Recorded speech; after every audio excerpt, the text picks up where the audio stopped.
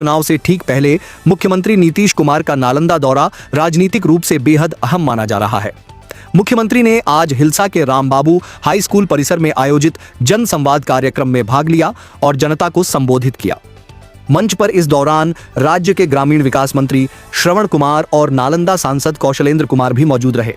मुख्यमंत्री का काफिला हिलसा से रवाना होकर एक कंग्रसराय, इस्लामपुर, नीरपुर होते हुए राजगीर पहुंचेगा, जहां वे अत्याधुनिक राजगीर क्रिकेट स्टेडियम का उद्घाटन करेंगे। रास्ते में जगह जगह कार्यकर्ताओं ने मुख्यमंत्री का गर्मजोशी से स्वागत करेंगे। रोड शो के दौरान कार्यकर्ताओं का भारी उत्साह देखने को मिला। अपने संबोधन में मुख्यमंत्री नीतीश कुमार ने कहा कि आज बिहार लगातार विकास की राह पर आगे बढ़ रहा है। इसके लिए मैं प्रधानमंत्री नरेंद्र मोदी का हृदय से आभार व्यक्त करता हूं। उनके सहयोग से ही राज्य में अनेक विकास योजनाएं तेजी से धरातल पर उतर रही हैं।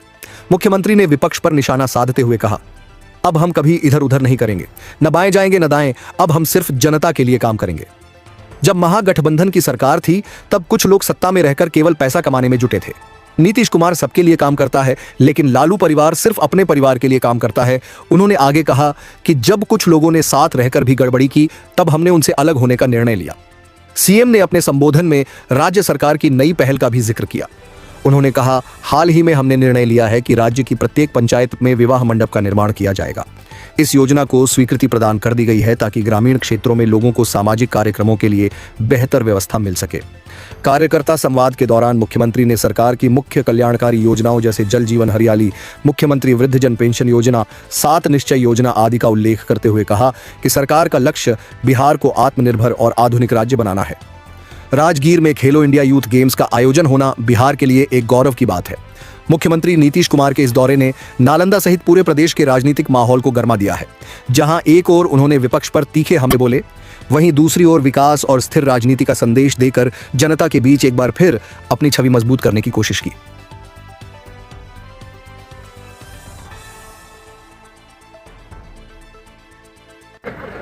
एक बात को जान लीजिए कि कभी भी आप इधर उधर नहीं जाना। ये हम लोग का जो पहले से रास्ता था, उसी तरह का ये रास्ता सब किस के लिए रहेगा और कहीं पाएदार नहीं। और उन लोगों का जानते हैं सब क्या कर सारा इधर कमाने के चक्कर में रहता था, देते हुए क्या हाल था। अब पिछली बार हम हटा दिए, इस बार कई लोगों को वो कितना कर्ज दे रहा था, पैसा दे रहा था। कहां से पैसा आता है? ये लोग तो जो सरकार में रहता है उसकी कमाते रहता है, तो यही सब धंधा उसने करता।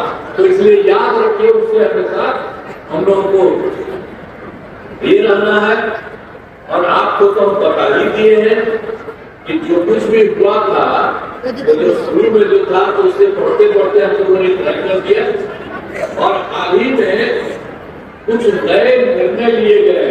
हम लोगों ने तो शुरू से कराया है, अब लेकिन हाल में कुछ नए निर्णय लिए गए। सभी पंचायतों में विवाह भवन का निर्माण कराने की स्वीकृति दी गई है। जो 2018 से